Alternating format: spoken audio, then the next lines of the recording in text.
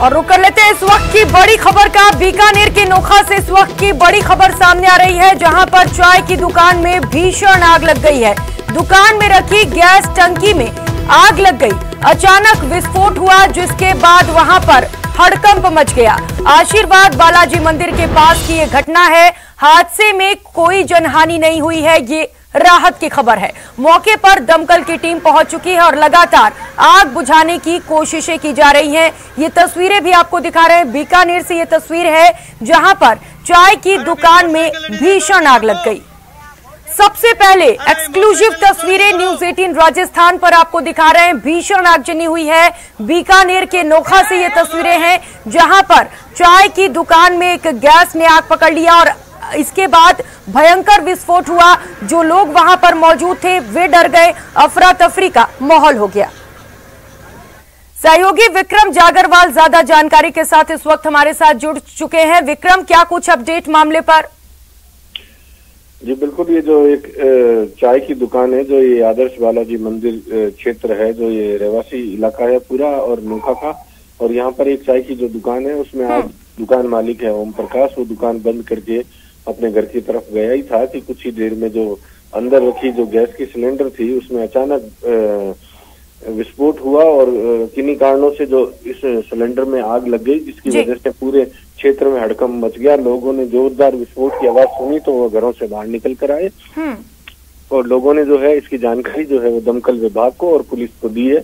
Police और दमकल विभाग की टीमें मौके पर पहुंची है और आग पर जो है वो काबू पाया जा रहा है। लेकिन सिलेंडर में विस्फोट होने के कारण से जो सिलेंडर के जो टुकड़े हैं वो काफी दूर तक उछले हैं।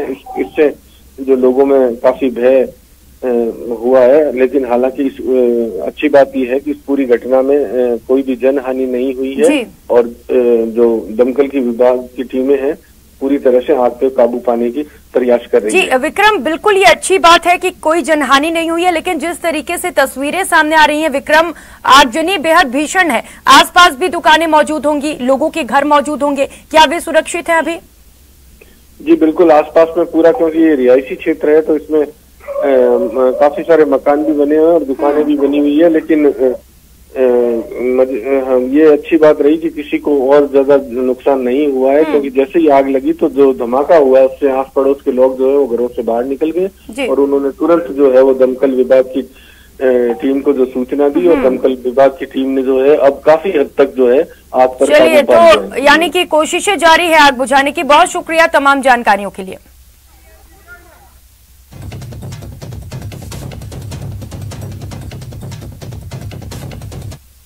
और अब बात उस अग्नि परीक्षा की जिससे 2024 की लड़ाई की दिशा और दशा तय होगी। हम बात कर रहे हैं यूपी में होने वाले विधानसभा चुनाव की, जिस पर सिर्फ बीजेपी ही नहीं बल्कि पूरे विपक्ष की नजरें हैं। तभी तो ये लड़ाई अब हिंदू अस्मिता तक पहुंच आई है। डरना मत, बाबा के बगल में बैठो।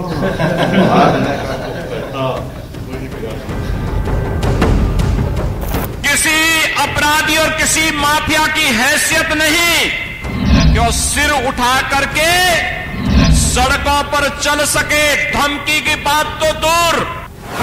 कैराना में योगी का नया अवतार।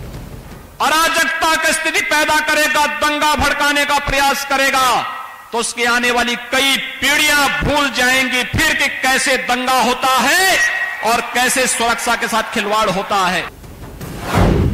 एसपी के खिलाफ मुआवजा हथियार।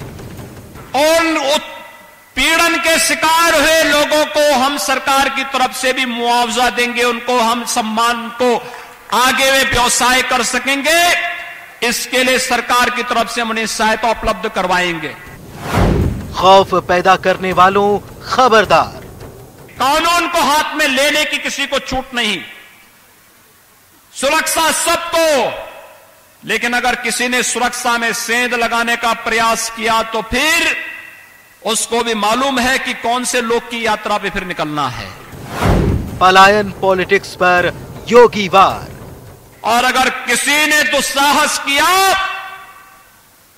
किसी व्यापारी और निर्दोष नागरिक पर गोली मारने का दुस्साहस किया, तो वह गोली उस व्यापारी और उस नागरिक पर तो नहीं लगी, लेकिन उल्टी उसकी छाती को बेचते हुए उसको दूसरे लोक की यात्रा को भी भेज दिया गया। पल पल करीब आ रहे यूपी के चुनाव का रंग गहराता जा रहा है। जुबानी तीर तेज होते जा रहे हैं। यूपी में चुनावी मौसम और मुख्यमंत्री योगी आदित्यनाथ का कैराना दौरा। सवाल है कि ये महज संयोग है या विपक्ष की चाल को कुंद करने के लिए बीजेपी का कोई नया प्रयोग। सवाल इसीलिए क्योंकि जब कैराना योगी पहुंचे तो उन्होंने उन लोगों के दर्द पर मरहम लगाया जो कभी दंगा के शिकार हुए थे। इस दौरान उन्होंने समाजवादी पार्टी को निशाने पर लेने में कोई कोताही नहीं बरती। जिन लोगों के लिए वोट बैंक सर्वोपरि है, वे मुजफ्फरनगर के दंगाइयों को सम्मानित करते थे, वे कैराना के आतताइयों का सम्मान करते थे, क्योंकि उनके लिए वोट बैंक महत्वपूर्ण था। सुना, मजहबी उत्पीड़न के शिकार हुए लोगों को मुख्यमंत्री योगी आदित्यनाथ मुआवजा देंगे। योगी ने जिस कैराना और शामली के दौरे के दौरान ये ऐलान किया, वो इलाके पश्चिमी उत्तर प्रदेश में आते हैं, जहां किसान आंदोलन की आड़ में तकरीबन 1 साल से सियासी खेल जारी है। पूरा विपक्ष लामबंद है और बीजेपी के खिलाफ हल्ला बोल रहा है। ऐसे में मजहबी उत्पीड़न की याद दिलाकर मुख्यमंत्री योगी ने एक बार फिर सुरक्षा का दांव खेला है, जिसका मकसद है विपक्ष के तीर को बेअसर करना। Bureau report, news 18 network.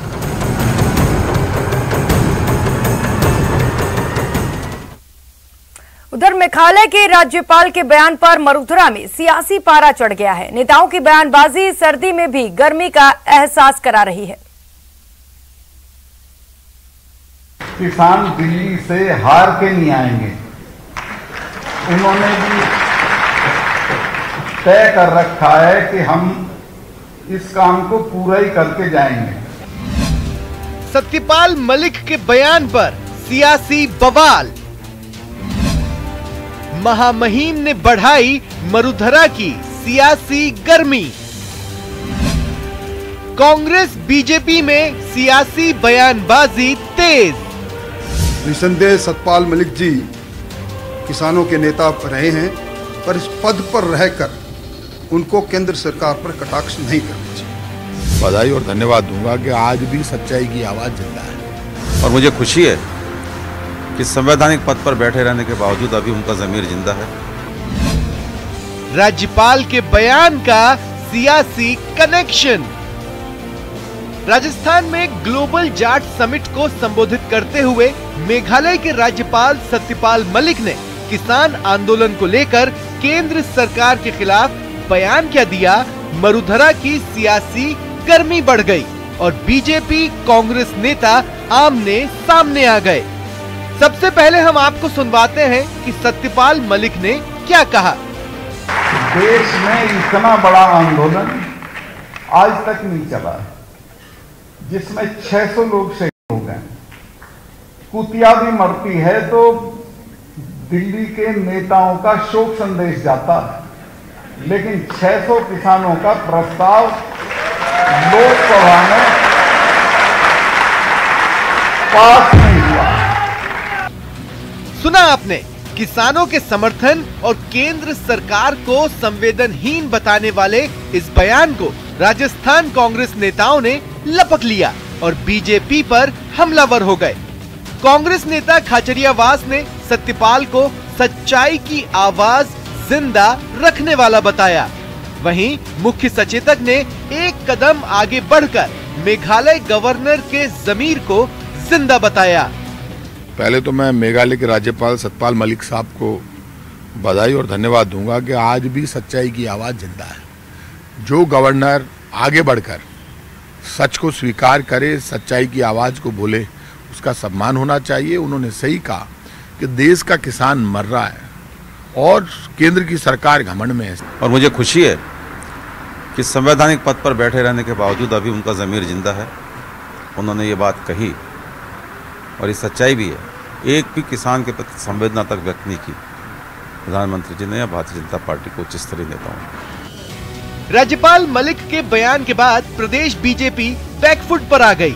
BJP नेता कांग्रेस के सियासी हमले से खुद को बचाने में जुटे हुए हैं। महामहिम राज्यपाल एक संवैधानिक पद है, उस पद की एक गरिमा है। निसंदेह सतपाल मलिक जी किसानों के नेता रहे हैं, पर इस पद पर रहकर उनको केंद्र सरकार पर कटाक्ष नहीं करने चाहिए। हाल ही में मरुधरा में हुए उपचुनाव में हार से उबरने की कोशिश में जुटी बीजेपी मलिक के बयान के बाद बगले झांक रही है। वहीं कांग्रेस को केंद्र के खिलाफ मानो बैठे बिठाए सियासी हथियार मिल गया है।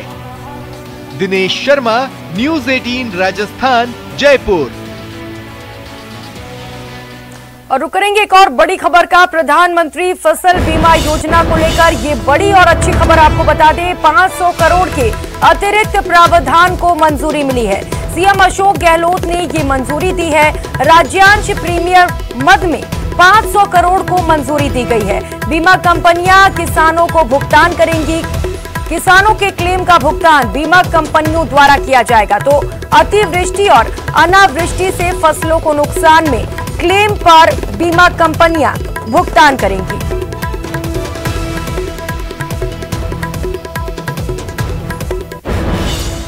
ब्रेक के बाद आप सभी का स्वागत है। खबरों में आगे बढ़ेंगे। बीजेपी नेता लाल कृष्ण आडवाणी का जन्मदिन मनाने आज पीएम मोदी उनके आवास पहुंच गए।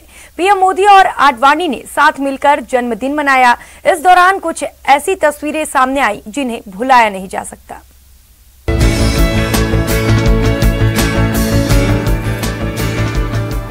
ये कभी न भूलने वाली तस्वीरें हैं। मौका बीजेपी के वरिष्ठ नेता लाल कृष्ण आडवाणी के जन्मदिन का है, जिसे मनाने सोमवार को पीएम मोदी भी उनके आवास पहुंचे। यहां पीएम मोदी ने सबसे पहले लाल कृष्ण आडवाणी को गुलाब के फूलों का गुलदस्ता भेंट कर जन्मदिन की बधाई दी और फिर केक काटने के लिए आडवाणी का हाथ थामकर उन्हें घर से लॉन तक ले गए। ये तस्वीरें अपने आप में हजार कहानियां कह रही हैं। जिस हाथ के सहारे पीएम मोदी ने बीजेपी को इतने बड़े मुकाम पर पहुंचाया, आज पीएम मोदी उस मार्गदर्शक का सहारा बने। सोमवार को बीजेपी के मार्गदर्शक लाल कृष्ण आडवाणी का जन्मदिन मनाने पीएम मोदी के साथ गृह मंत्री अमित शाह, रक्षा मंत्री राजनाथ सिंह, बीजेपी अध्यक्ष जेपी नड्डा और उपराष्ट्रपति वेंकैया नायडू भी आए थे।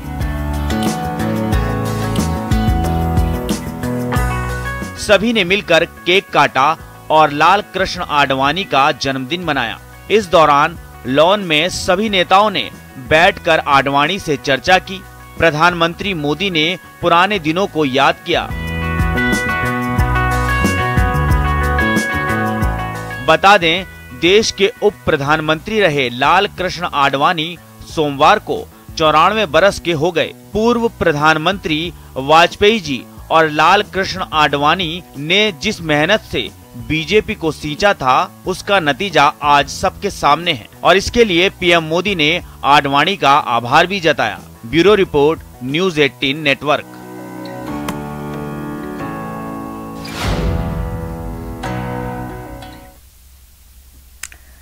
कोरोना संक्रमण की तीसरी संभावित लहर की आशंका को देखते हुए लोगों को जागरूक करने की मुहिम एक बार फिर से तेज कर दी गई है। बिहार की राजधानी पटना में तो टीके का दूसरा डोज लेने वाले लोगों को प्रोत्साहित करने के लिए लकी ड्रॉ निकाले जा रहे हैं, जिसमें विजेताओं को शानदार इनाम देने की तैयारी की गई है।